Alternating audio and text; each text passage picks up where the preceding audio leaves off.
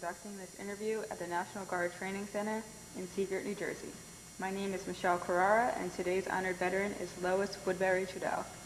Lois joined the U.S. Navy Waves in 1944 at the age of 20. She served stateside as a shortwave radioman. Lois, where were you and what were you doing before you entered the Waves? I traveled with Western Union as a telegrapher from Portland, Maine up to Lewiston, Maine, down to Newport, Rhode Island, and back and forth. Where were you from? Portland, Maine. I was born there. What do you remember of the attack on Pearl Harbor? Where were you then?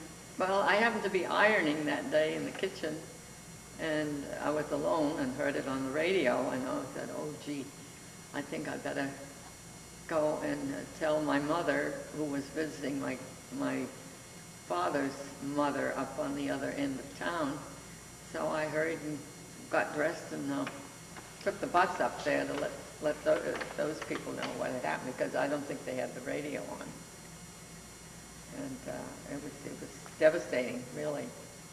Do you remember how the mood of the country changed, how things were different after that day? Oh, geez, it was almost like overnight.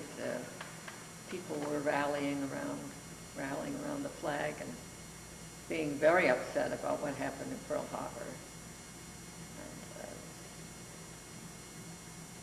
just everybody wanted to do something. They wanted to get going and see what they could do to help.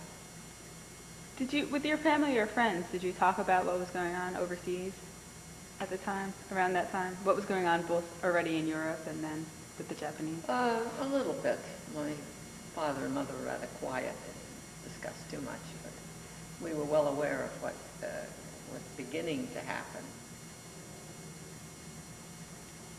Did you have a lot of family members or friends that joined the service? Any men? The spring before our, well, it would have been the junior class in high school, a lot of them joined the Navy Reserve, and we went down to the railroad station and saw them all off one day. So there was quite a few of them. How did you come to be in the service then? What made you Well, from the very beginning, I felt like I had to do something. And I had discussed it with a girlfriend of mine who was in training as a student nurse. And the first thing I knew, she signed up before I did, and I was really annoyed because I wanted to get in there. Why did you decide on the naves as the Well, Waves? my father had been in the First World War, and I had lived on an island as a child, and I was always mindful of the Navy. My mother and my girlfriend, we would go and visit Navy ships when they came into port, and it always interested me, and I was always sorry that I couldn't have joined the regular Navy and been on a ship. Did you join with anyone you knew? Did anyone join the Waves with you? No, not at that time. What did your family think? What did your parents think? Oh, they were very proud of me and backed me all the way. I know another friend of mine said later that she would have liked to have joined, but the parents said, absolutely not. No, we don't want you in the service. Where did you take your basic training then? I went to the Bronx, New York, for 6 weeks of basic training. That was at Hunter College? Hunter College, yes. Mm-hmm. What was that like? Well, it was January, and it was pretty cold. And, we didn't get our uniforms for a couple of weeks. So a lot of girls who came up from the South were just in summer clothing and little jackets. Fortunately, my mother insisted on my taking her old ratty fur coat with me, and I was very happy that I had it, because a lot of times we had to march to the chow hall, which was several blocks away, and we'd have to stand outside and wait for our turn to go in. They used to serve 3,000 meals. No, yeah, no, 18,000 meals a day, actually. And so sometimes they had to wait in line a while. What were the living conditions like for you there? Well, we were in an apartment house, maybe like on the 5th floor or something.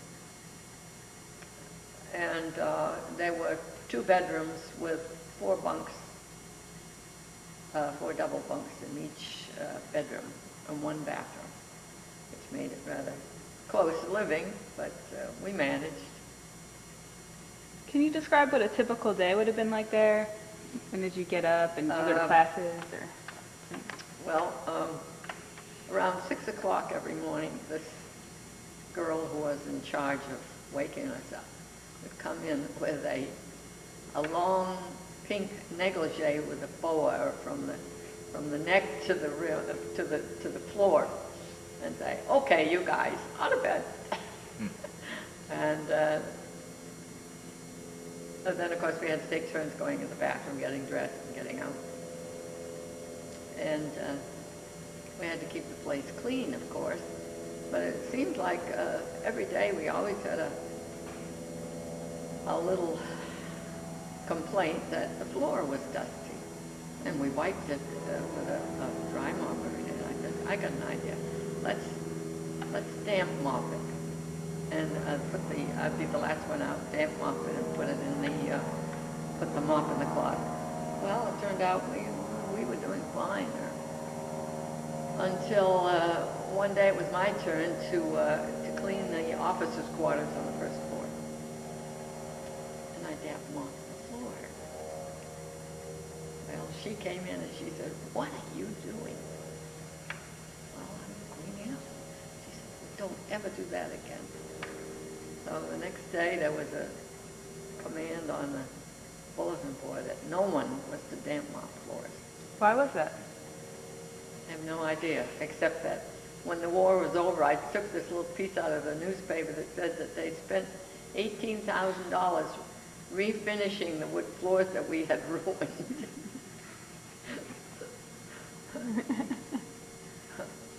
And then, did you have classes? What did you learn? It was mostly marching, and that's about all I remember. We had testing also. One of the tests was a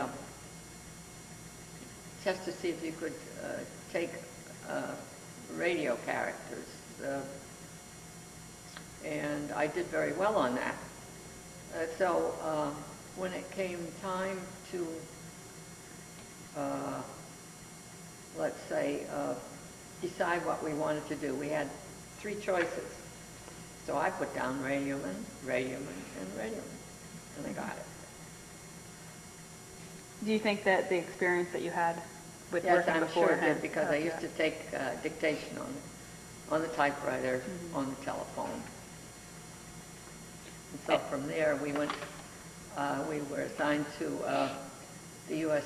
Navy Radio Training School at Oxford, Ohio, which was Miami University, actually. And we spent 19 weeks there learning radio code and procedure. So you were with women that you were with at Hunter College? Yes. You were still with them.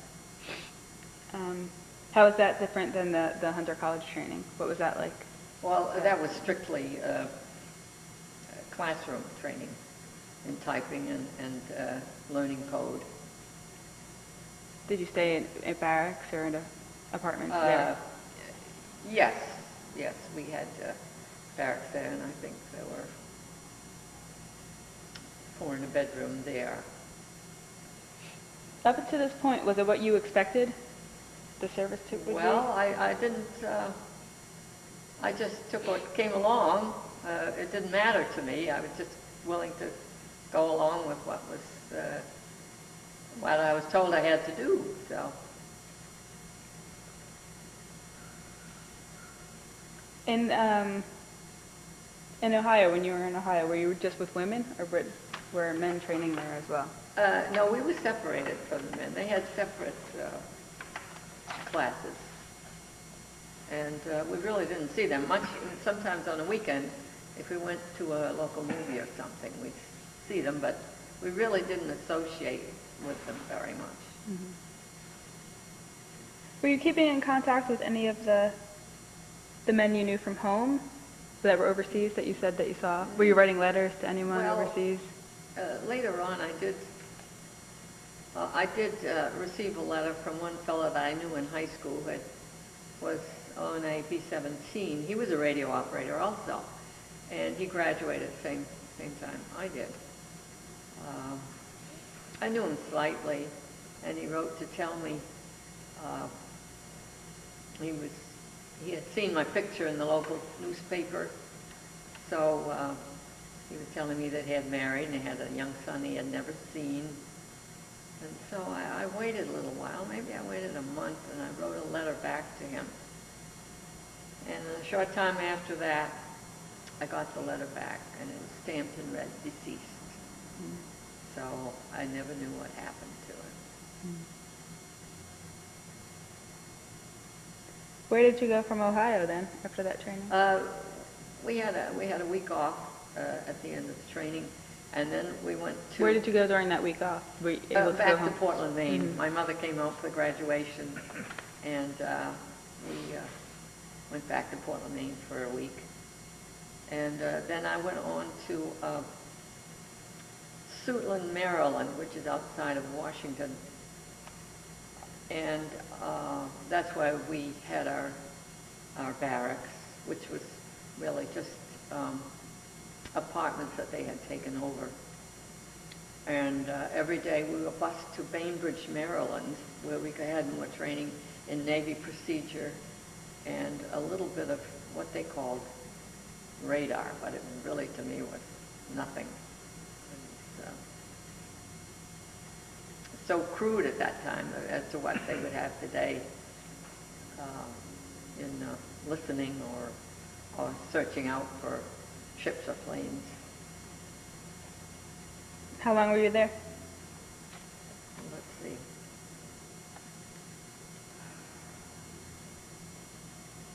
Probably 2 or 3 months, I believe. And then we were all assigned to go by train to Chatham, Massachusetts, where RCA had a radio station that the Navy had taken over. Were you still with the people that you were with during basic training? Yes, we stayed together all during the war. Okay, what was it like when you got to Massachusetts? Well, it was entirely different. We stayed in a place called Rose Acres Inn, which another place the Navy had taken over. And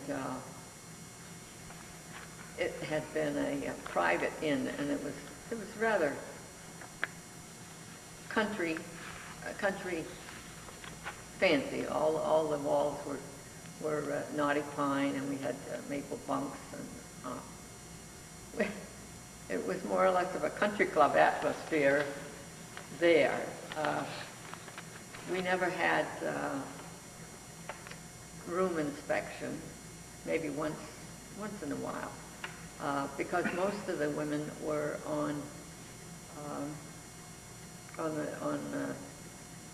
working at the radio station. We had 3 shifts a day, from 8 to 4. We'd work that 3 days, 8 to 4, and then we'd have 24 off. And we'd work from 4 to midnight with 48 off. And then we'd work from midnight to 8 in the morning, and then we get a 3-day pass. So we could do what we pleased. And normally I'd take the bus to Hyannis and then the train to Boston and then to Portland, Maine, where I had grown up.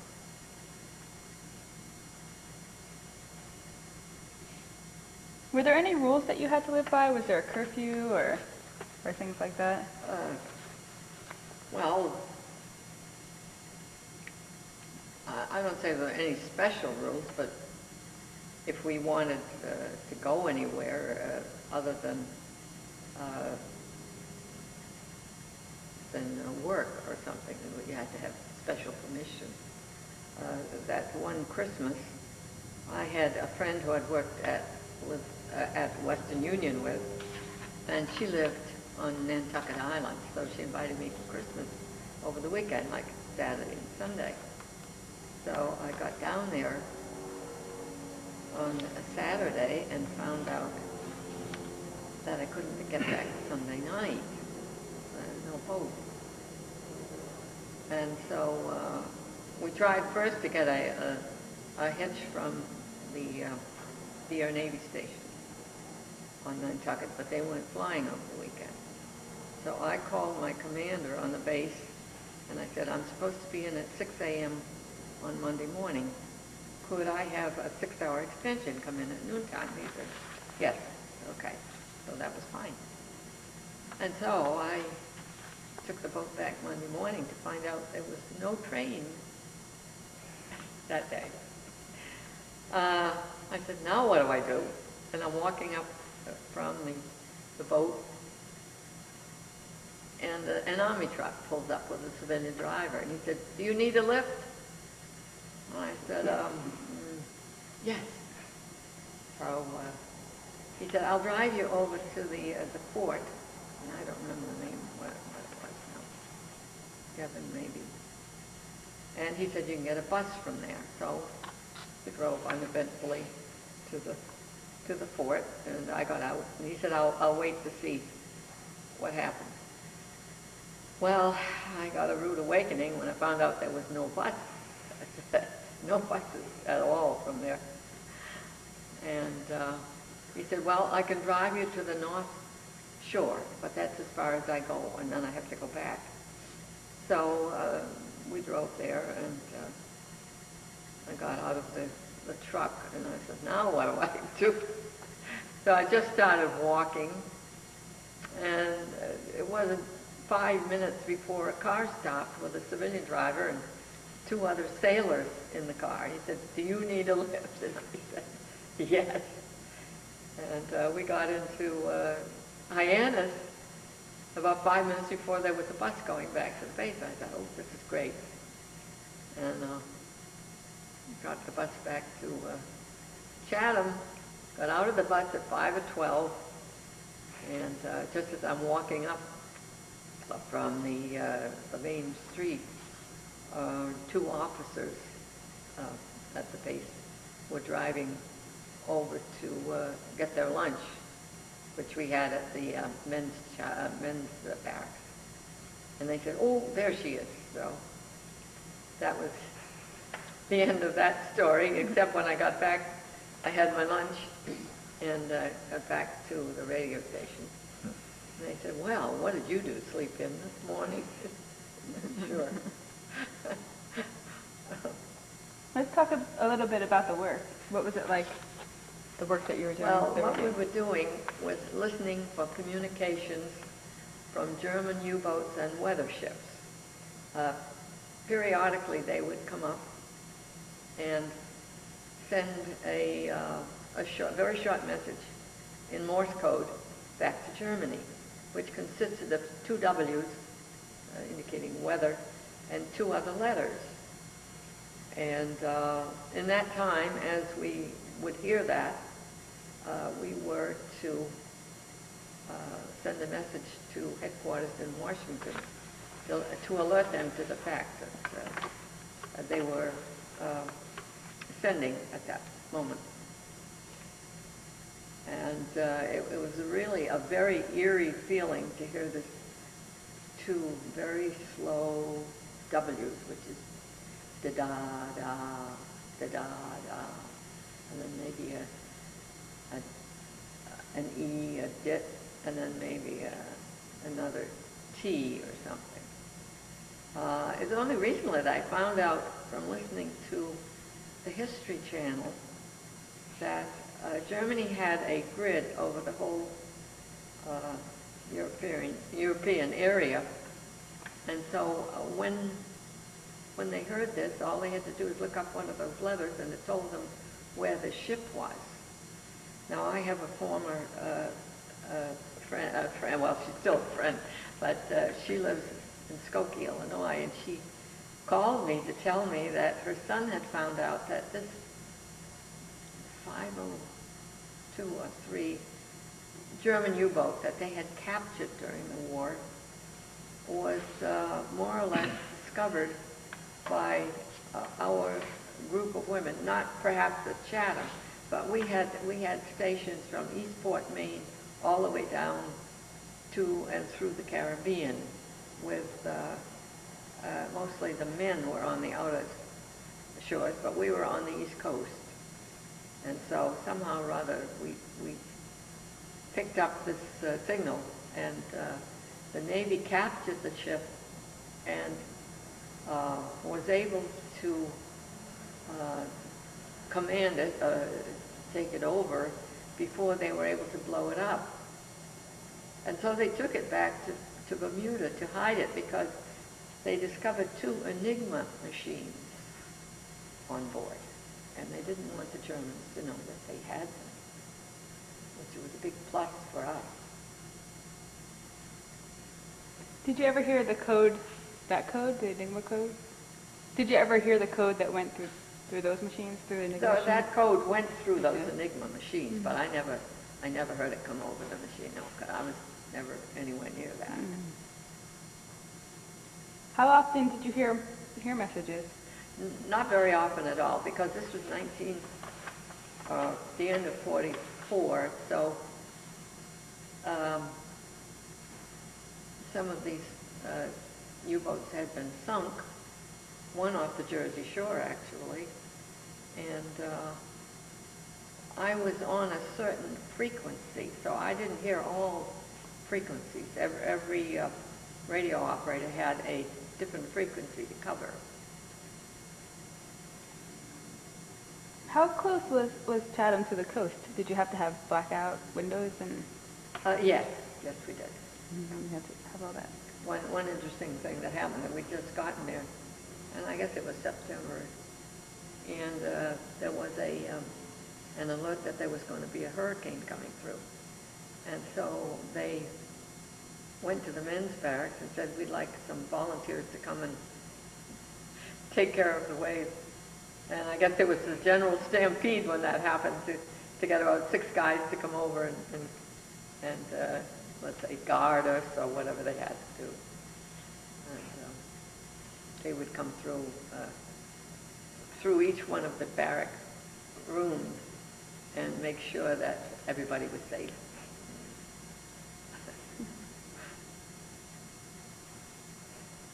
How many people were in, what was it, an office, a building that you were working in? What was? Well, can no, you it describe that? was the RCA radio station, Mm-hmm. which was, I don't remember how many on the shift. Maybe 10 or 15. And we worked with sailors Yeah, that's who what I were mean. also there. What was your rank?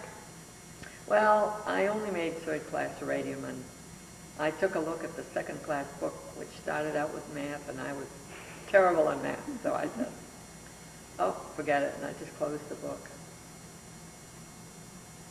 Were the sailors, were they officers or were they? A couple of officers, warrant officer and chief, and probably 1st class radiomen were there. Were any of the women officers? No, we didn't have any in the radio work itself. We're all enlisted.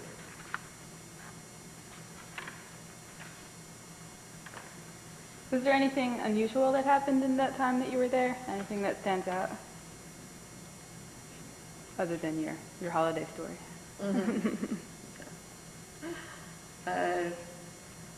Not really too much. It was a quiet time for us, just working. And What did you do for fun? Not an awful lot, really, except to go home on the 3-day pass. Once I took one of my friends with me, Harriet, and we went to see Jose Iturbi was playing at the town hall, and so my mother got tickets for that. We sat right in the front row, and it was wonderful. And I said, I'm going back and get his autograph afterwards. So Harriet says, well, get one for me too. And I went back, stood in line, and then I said, would you give me 2 autographs, please? And he said, I think you must be in love. And I said, why do you say that? He said, because your hat's on backwards. So as I say, it was really a quiet time. We didn't do an awful lot other than work. Was there anything that you could do on base? Was there any USO? Not really an awful lot. The USO had a little craft thing, but I wasn't really interested in that. We just sort of laid around on our time off or went down to the beach a little bit. How was the morale of everyone that you were with? It was wonderful, really. Yeah. Did you send a lot of mail or get a lot of mail? You were yes, so close. You were I would, close to your family, right? yeah, I guess I would have said that I did get a lot of mail from my relatives. Yeah. A lot of cards and things. How often were you able to go home? You were. Well, that would have been like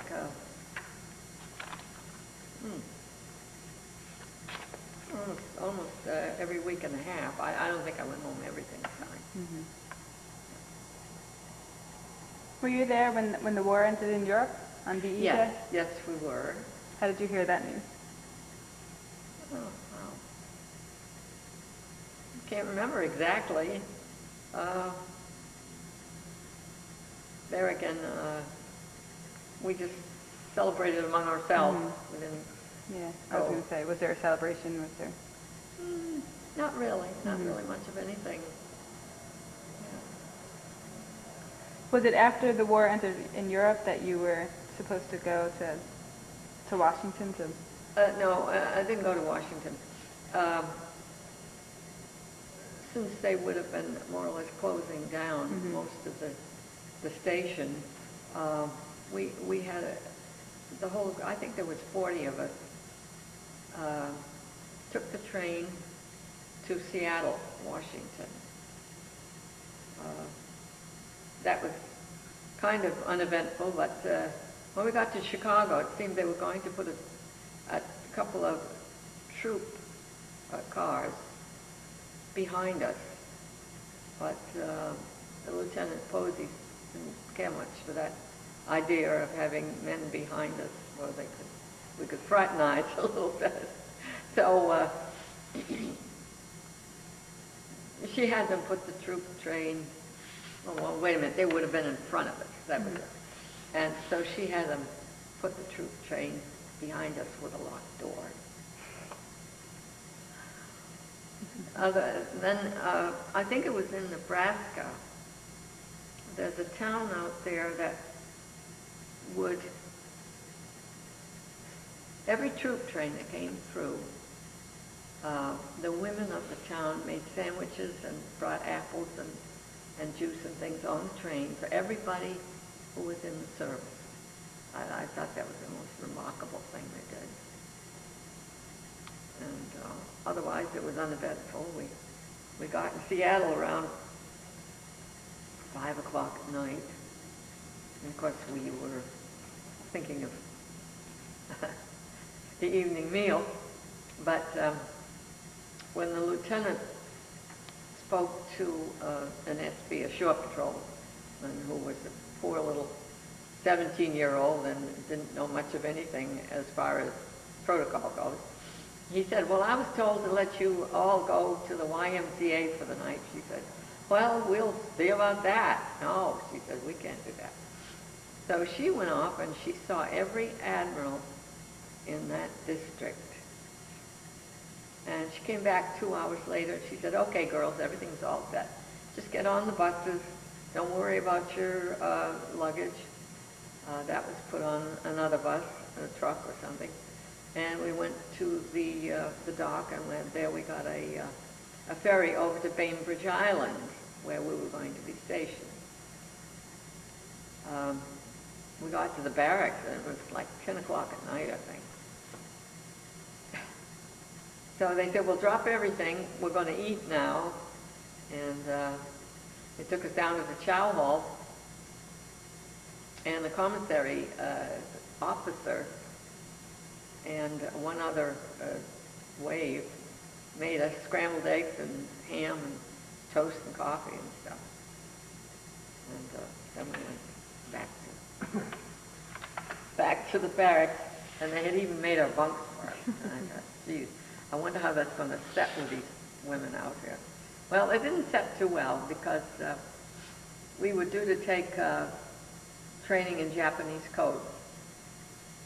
And it seemed that since our group of 40 already had at least third-class radio wave ratings, that meant that the girls that were on the space could not get anywhere, because we had some second class too. So they put us to work between learning Japanese code in the chow hall.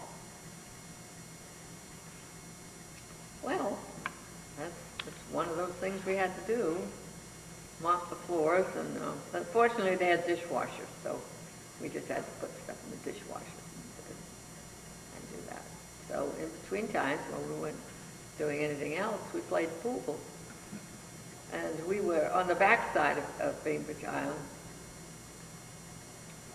and very close down to the water, so that you could just see the lower part of the water.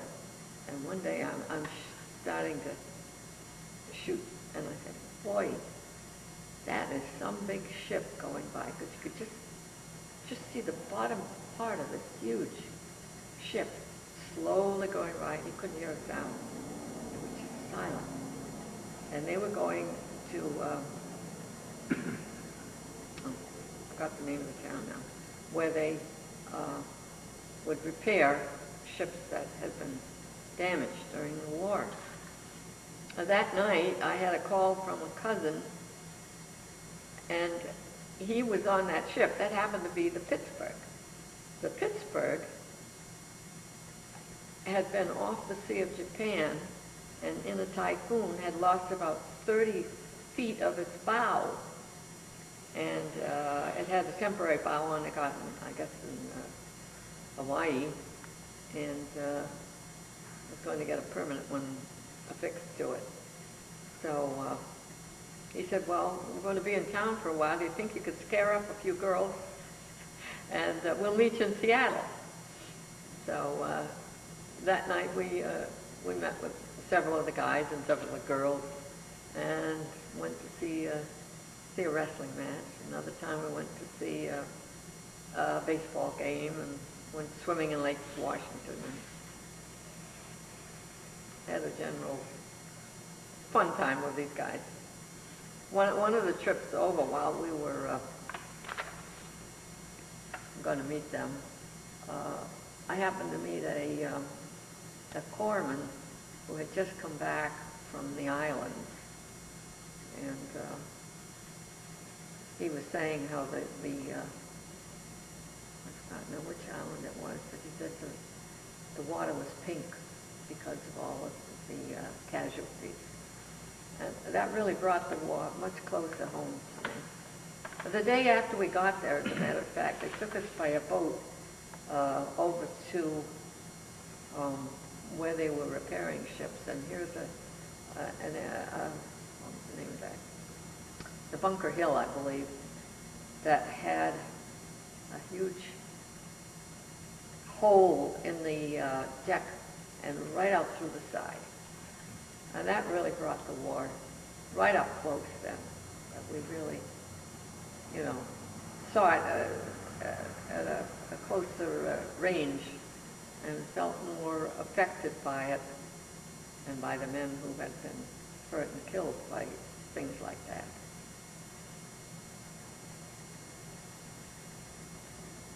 Were you there when the war in the Pacific ended? Is that Yes, where you were? actually we happened to be in Seattle with my cousin and some other people. We were sipping a drink in one of the bars, and the bartender came over and he said, I don't want to get you all excited. He said, but I think the war in the Pacific has just ended.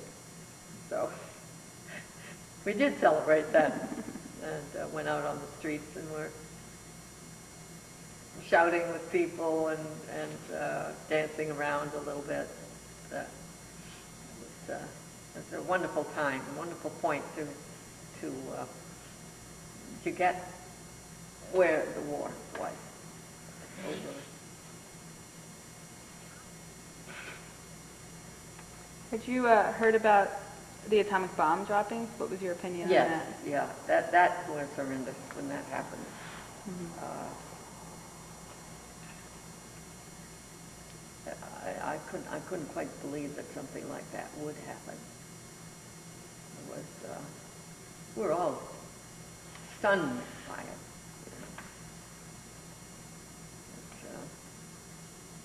Left me with a lot of mixed feelings about war. That they could really erase so many people from the earth at one time, even if they were the enemy. It was not pleasant to think about at all.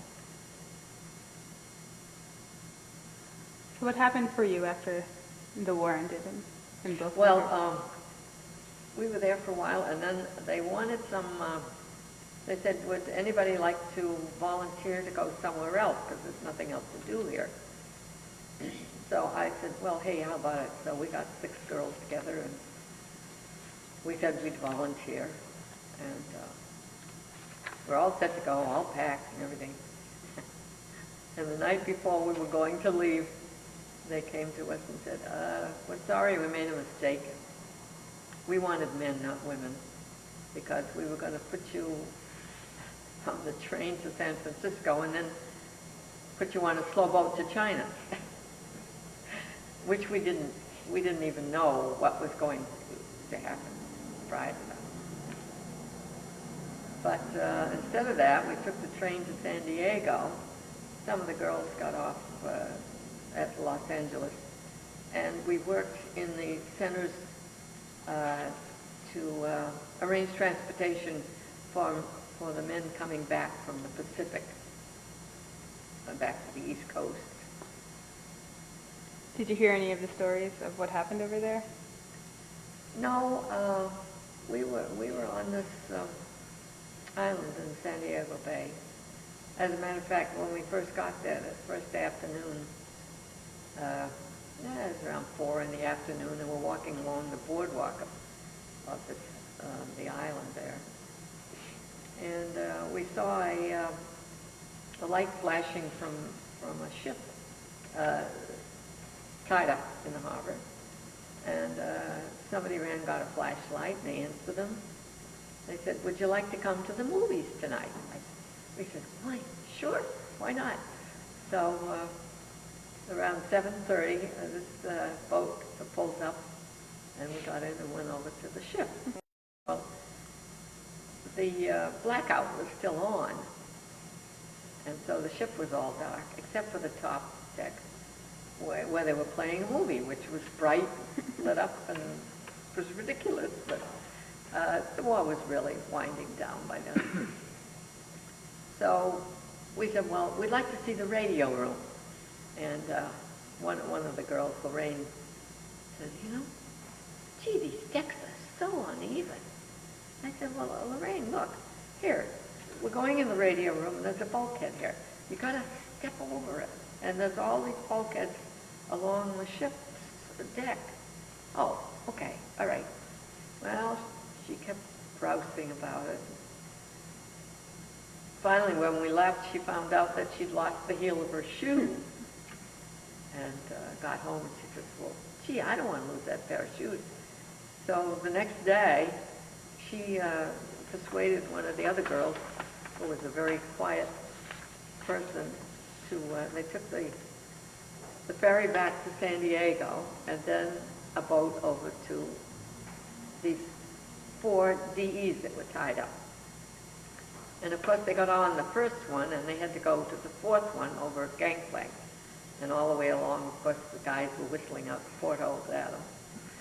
And they got to the last deck and she salutes the flag and then she salutes the deck officer and she says, "Sir, I'm looking for my heel." He said, "Well, do you see him?" She got her heel back. Did she recover her wheel? Yes. Yeah, she did, and had it put back on. At that time, you just didn't throw away a pair of shoes. They were, you know. Since we're talking about shoes, I should have asked before, what was your opinion of the uniform and the other supplies that you were issued? Well, back at Hunter, when we got the uniform, they were measured to fit, except that they had a skirt that came down to below the calf. And we said, "Oh, boy, is that ugly. We can't stand that." And we knew that we were going to, as soon as we got away from boot camp, we were going to pull those hems up about that much. And because I needed a 10-long raincoat, I didn't get my uniform right away. But one day I went in when I knew the officer wasn't there and I persuaded them to sell me a 10 short. So then I pulled my skirt up, rolled it over until I could hem it up again. But otherwise, the uniforms fit beautifully. They were tailor-made for us. And they were made by Monboucher, who made a lot of the military uniforms for women. When did you leave the Waves? Did you ever think of staying in? No, at that time, there was nothing to do. And so I left there in 1946, 12th of January, I believe. I had asked the old chief who was in charge, I'd like to go through the Panama Canal, because that was one of the ways they sent the men back home. He said, "Absolutely not." And I didn't insist on it, so I came home by train. But I did see the National Air, well, I don't know what you call it, but when the planes were worn out and everything, in Arizona there was a place where they would send them all just to sit there. Say, since that time, of course, they became very valuable as souvenirs for museums and things, and they were picked up later. My son told me that he heard of 6 that came right off the assembly line from somewhere, and they had no use for them, so they sent them to Arizona. And but it was an interesting time. I enjoyed seeing all of these places. Did you keep in contact with any of the women that you served with? Yes, I have several contacts. I still, in fact, I've seen a couple of them. My friend in Skokie, Illinois, she sends me pictures of her grandchildren now. And we contact each other by telephone or we write to each other. And then I have a friend in Philadelphia also that I'm close contact with. You belong to veterans organizations. Which ones do you belong to? I belong to Waves National, which is a national organization for women who have been in the Waves and the Coast Guard. And I go to a local group which meets in the American Legion Hall, which I also belong to. And we meet about every 2 months or so and just get together and chit-chat about our service time and go to lunches. And as a matter of fact, I get together with other groups and we just meet just for the friendliness of it to get together again. Have you been to any reunions? Right, right. Have there been any reunions? Yes, I went to quite a few. Let me see, I went to Hawaii, Oahu, Milwaukee, Wisconsin, Washington, D.C., and I've done conferences in Portland, Maine. And they've been very interesting to talk with other women and to see where they were and what they were doing, and some of them how close they were to what we were doing. One of the officers in our group worked in Washington, D.C., decoding, but she would never talk much about it. Is it classified? She was keeping it It was classified? classified for a long time. However, it's now been declassified. Otherwise, I wouldn't be talking about it. Do you ever talk to any groups, any school groups or anything like that? Yes, I've spoken to a couple of, like on Veterans Day or something, I've spoken before in groups. Do you enjoy that? Yes, yes I did. Yeah. And the older I get, the more I want to talk about it. Have you ever gone back to any of the places? Like, have you ever gone back? My husband and I went back to Chatham. It seemed that one of the waves and one of the sailors eventually married from Chatham, and every year they would go back on their anniversary. And so one year, a dozen years or so ago, several of us went up to Chatham and had a little sort of a mini reunion with them.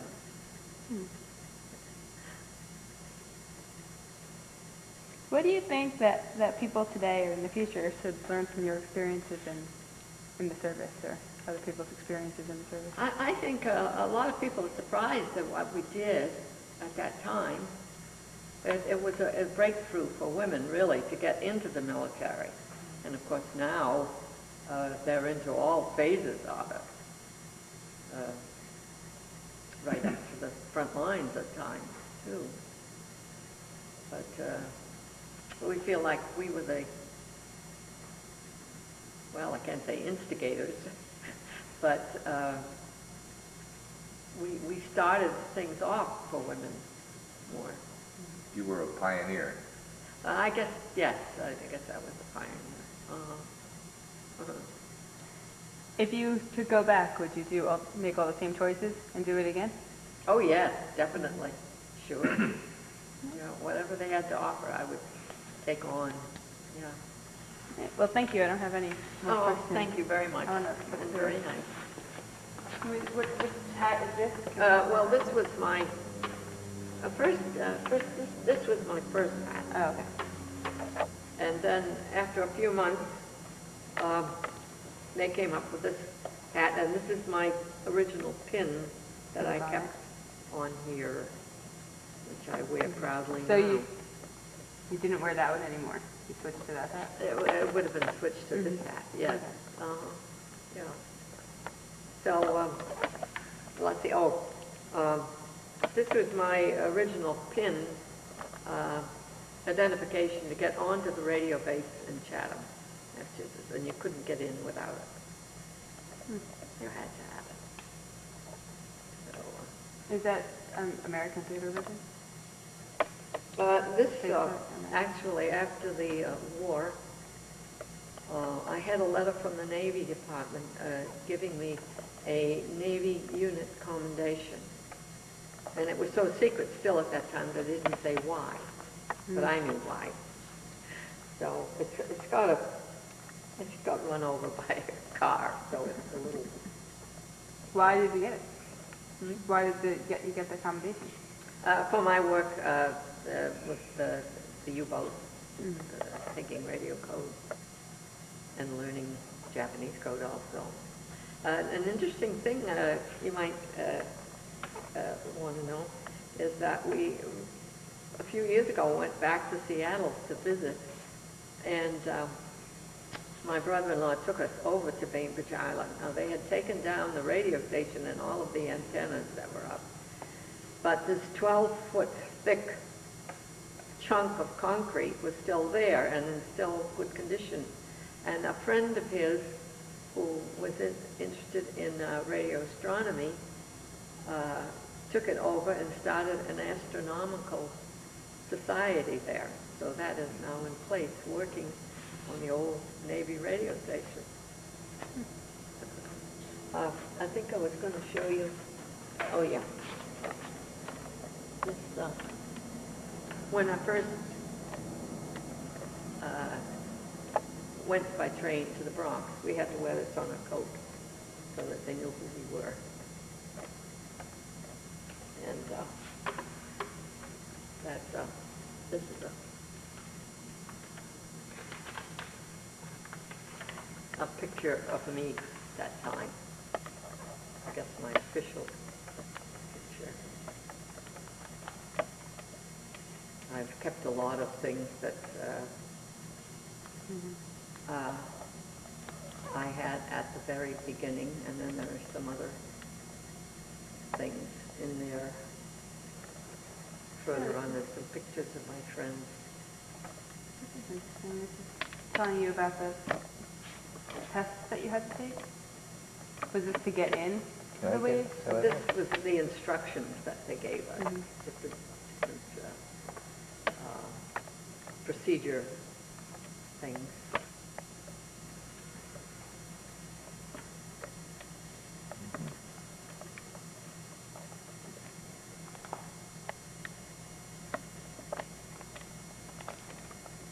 This was a national convention, I believe, in Washington.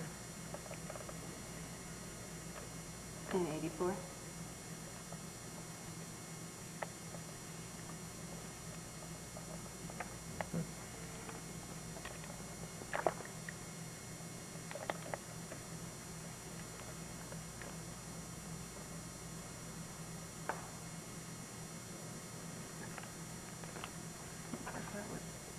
What is this? Let's see what that is. This is Huntington College, isn't it? Yeah. Annie Hunter. Yes, No, in here somewhere.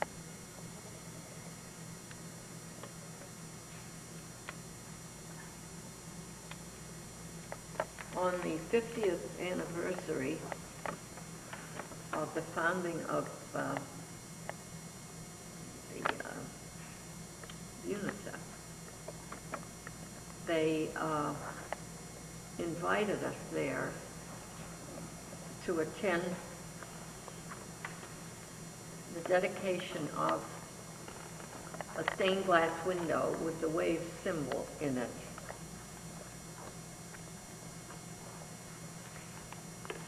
This is a picture of the summer uniform in probably 1944-45 that we wore.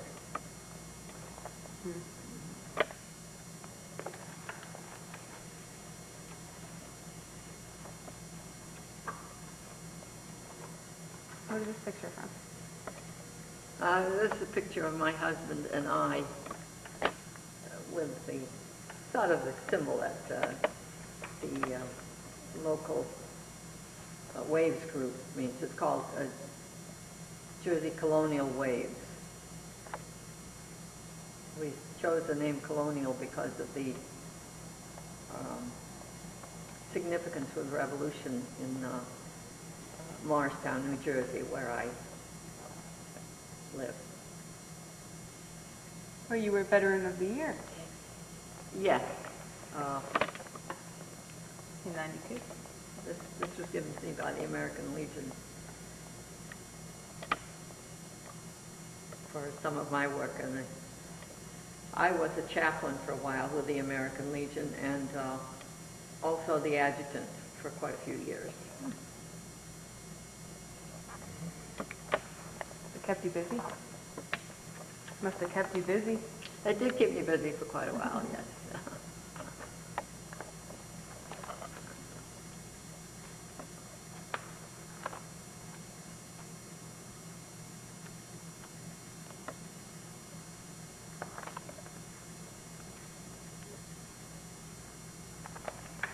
those are just more like Yeah, is there anything else? procedure things. Oh, is there a picture of the bench? Yes, Just one curious. 96, I believe it is. I got some donations. I wanted to put up some sort of a memorial to women. And one of the women said to me, we don't need another statue in this town because the town is pretty historical and it has very good things on the green. There's a picture, there's a statue of a man going off to war during Revolutionary times with his wife standing there and a little child and a dog and a horse in the background. And so I said, well, gee, what about a bench or something? So we, through donations, put up this bench in front of the town hall in Morristown, which says on the plaque that this bench is dedicated to the women who have kept alight the fires of freedom from the Revolutionary War to the present day.